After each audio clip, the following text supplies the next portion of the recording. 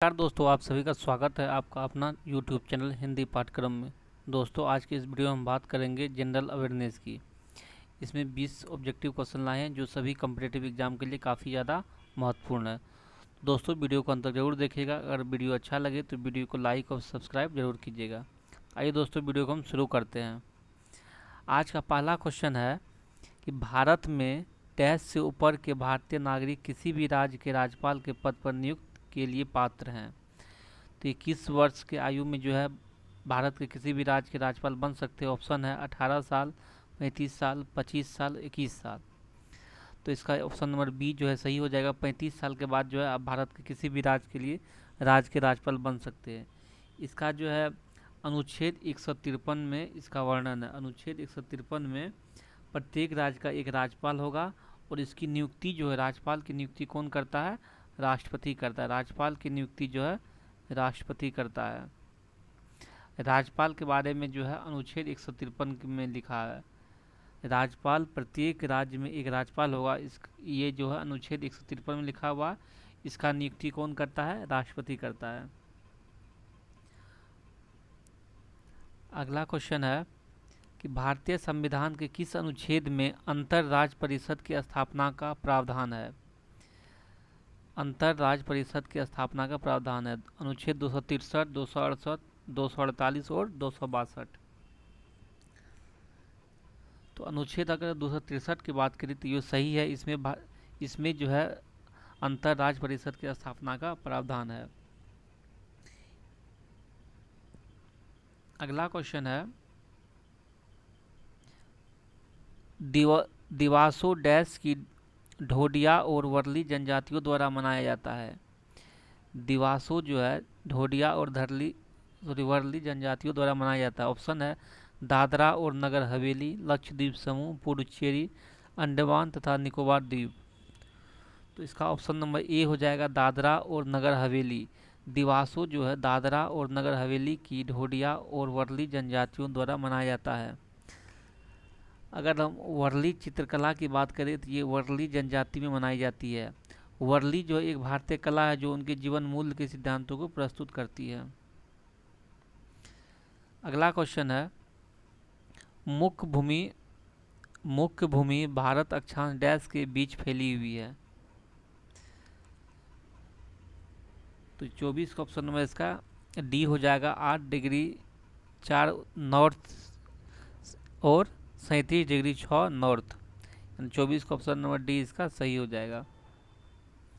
अगला क्वेश्चन है मेगास्थनीज एक राजदूत था। मेगास्थनीज जो एक राजदूत था जिसे पश्चिम एशिया के यूनानी शासक सेल्यूकस निकेटर ने किस भारतीय शासक के दरबार में भेजा था? मेगास्थनीज को किस शासक के दरबार में सेल्यूकस निकेटर ने भेजा था? ऑप्शन है राजा चोल, अशोक, चंद्रगुप्त, बिंदुसार। तो ये भेजा था चंद्रगुप्त के दरबार में। ऑप्शन नंबर इसका सी सही हो जाएगा। अगर हम मेगास्थनीज की बात करें तो मेगास्थनीज जो यूनान का एक राजदूत था और चंद्रगुप्त के दरबार में आया था। इसका कारण ये था कि सेल्यूकस ने भारत के राज्य विस्तार की इच्छा के लिए 305 ईस्वी में मौर्य साम्राज्य पर जो है आक्रमण किया था। 305 ईसा पूर्व में जो है सेल्यूकस निकेटर के राजदूत भारत पर आक्रमण किया था, लेकिन उसे संधि के तहत इस युद्ध में संधि करनी पड़ी और संधि के अनुसार मेगास्थनीज चंद्रगुप्त के दरबार में आया था। अगला क्वेश्चन है किस भारतीय गायक को लंदन, यूनाइटेड किंगडम, यूके की 21वीं सदी के आइकॉन पुरस्कारों में शानदार प्रदर्शन कला पुरस्कार से सम्मानित किया गया? किस शंकर महादेवन, शान, सोनू निगम या लता मंगेशकर? इस शानदार प्रदर्शन कला पुरस्कार ये जो सोनू निगम को मिला है। 26 का ऑप्शन नंबर सी इसका सही हो जाएगा। अगर हम इसकी शुरुआत की बात करें तो ये शानदार प्रदर्शन कला पुरस्कार की शुरुआत जो है ब्रिटेन के भारतीय मूल के उद्यमियों और स्क्वायड वाटर मेलन लिमिटेड के संस्थापक तरुण गुलाटी और प्रीति राणा ने किया है। तरुण गुलाटी और प्रीति राणा ने शानदार प्रदर्शन कला पुरस्कार की शुरुआत किया है और इसे मिला है सोनू निगम को। अगला क्वेश्चन है, formula one Singapore grand prix 2017 किसने जीता है? तो ये जीता है सेबेस्टियन वेटेल जीता है। सेबेस्टियन वेटेल जीता है। 27 का ऑप्शन नंबर सी इसका सही हो जाएगा। अगला क्वेश्चन है, विदेशी प्रत्यक्ष निवेश पर नीति तैयार करने के लिए नोडल विभाग है।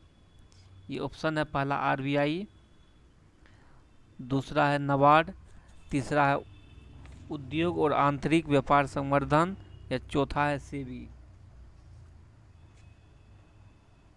तो 28 का ऑप्शन नंबर इसका जो है सी हो जाएगा, उद्योग और आंतरिक व्यापार संवर्धन। अगर हम औद्योगिक नीति एवं संवर्धन विभाग की बात करें तो औद्योगिक इसका जो है स्थापना 1995 में हुआ था, लेकिन औद्योगिक विकास विभाग के विलय के बाद जो है इनका पुनर्गठन 2005 ईस्वी में हुआ था। उद्योग और आंतरिक व्यापार संवर्धन का जो है पुनर्गठन 2005 ईस्वी में हुआ था और इसकी स्थापना 1995 ईस्वी में हुआ था। अगला क्वेश्चन है, एक दैनिक शेष राशि जो कि बैंक को अपनी शुद्ध मांग और समय देनदारियों को ऐसे प्रतिशत के हिस्से के रूप में रिजर्व बैंक के साथ बनाए रखने के लिए आवश्यक है जिसे भारतीय रिजर्व बैंक समय समय पर अधिसूचित कर सकता है, जिसे डैश के रूप में माना जाता है। ऑप्शन है, सीमांत अस्थायी सुविधा, वैधानिक तरलता अनुपात, रेपो दर, या नगद आरक्षित अनुपात। तो ये हो जाएगा नगद आरक्षित अनुपात। अगर हम बैंक के नियम की बात करें तो बैंक में इस तरह का नियम है कि बैंक को अपने कुल नगद जमा यानी कैश रिजर्व बैंक का एक निश्चित हिस्सा रिजर्व बैंक के पास रखना पड़ता है। यानी कोई भी बैंक हो उसका जो एक निश्चित हिस्सा जो है आरबीआई के पास रखना पड़ता है। इसलिए रखना पड़ता है क्योंकि किसी भी वक्त किसी भी बैंक के बहुत बड़ी तादाद में अगर जमाकर्ता को रकम निकालने की ज़रूरत महसूस हो तो वो बैंक पैसा चुकाने से इनकार न कर दे। इसीलिए जो आरबीआई सभी बैंक से जो है कुछ नगद जो है रुपया रख लेता है, जिसे हम सीआरआर कहते हैं। सीआरआर मतलब हुआ नगद आरक्षित अनुपात, कैश रिजर्व रेशियो कहा जाता है। अगला क्वेश्चन, निम्नलिखित में से किस तत्व में पॉली परमाणु परमाणविकता है? ऑप्शन है, सल्फर, फास्फोरस, ऑक्सीजन, आर्गन। तो ये सल्फर हो जाएगा, ऑप्शन नंबर 30 का एक सही है। अगर हम सल्फर की बात करें तो सल्फर हल्के पीले रंग का स्वाद रहित और गंध रहित ठोस पदार्थ है।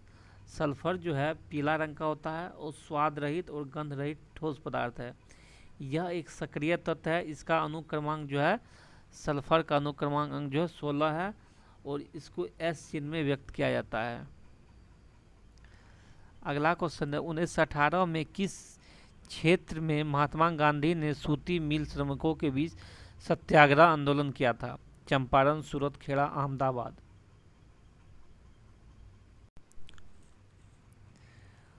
ये किया था अहमदाबाद में। 31 का ऑप्शन नंबर डी इसका सही हो जाएगा।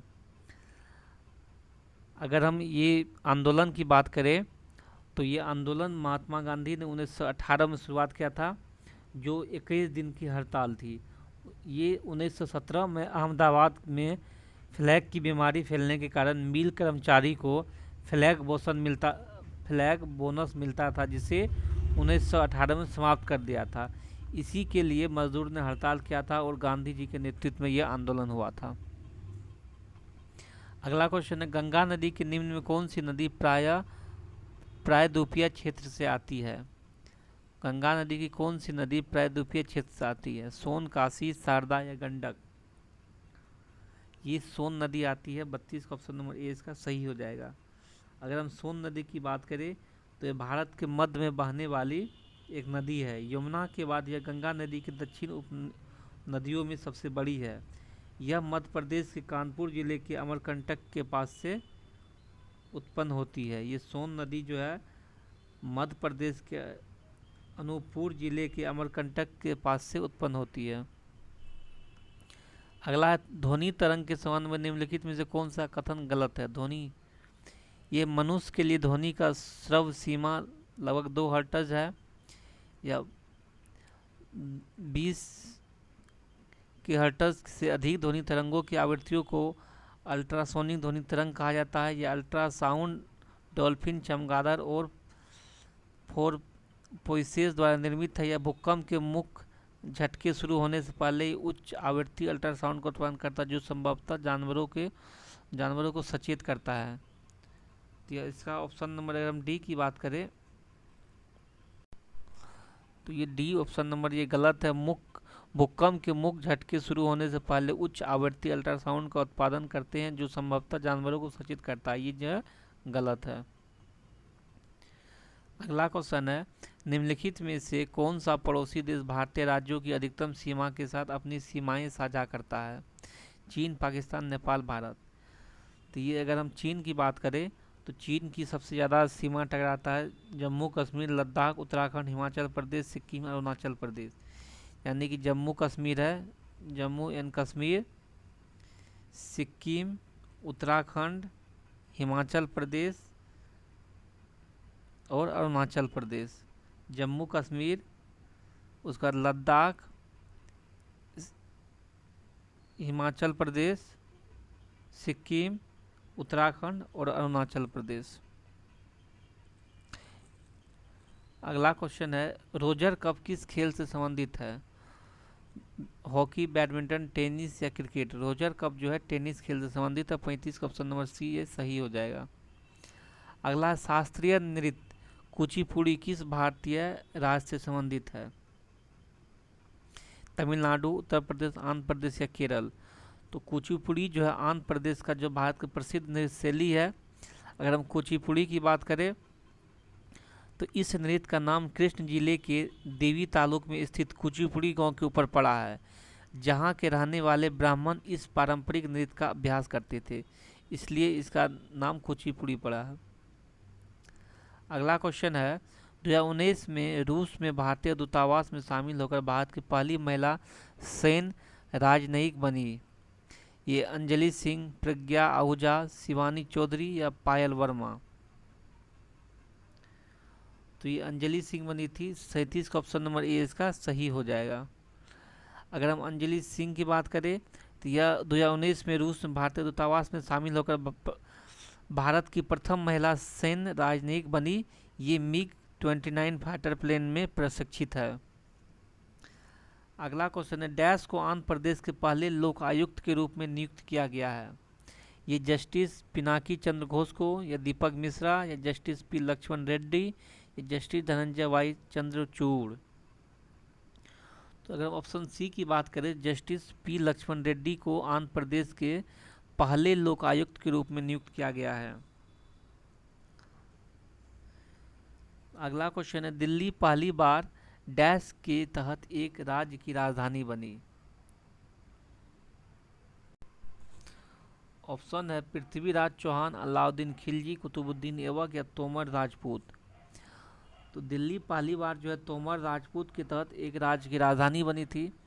अगर हम तोमर की बात करें, तोमर उत्तर पश्चिम भारत का एक गोत्र है जो जाट, गुर्जर और राजपूत जातियों में पाया जाता है। इन्होंने दिल्ली को अपनी प्रथम राजधानी दिहलिका नाम से बनाई थी। इस वंश की स्थापना 736 ईस्वी में अनंगपाल ने किया था। तोहर वंश की स्थापना जो है अनंगपाल ने 736 ईस्वी में किया था। अगला क्वेश्चन, निम्नलिखित में कौन सी पशु प्रजाति फिलम ऑर्थोपोडा से संबंधित है? ये होलोथूरिया, चिटोन, नेरिस या अरानिया है? तो ऑप्शन डी की बात करें, अरानिया, ये सही है। आज यहीं तक, धन्यवाद।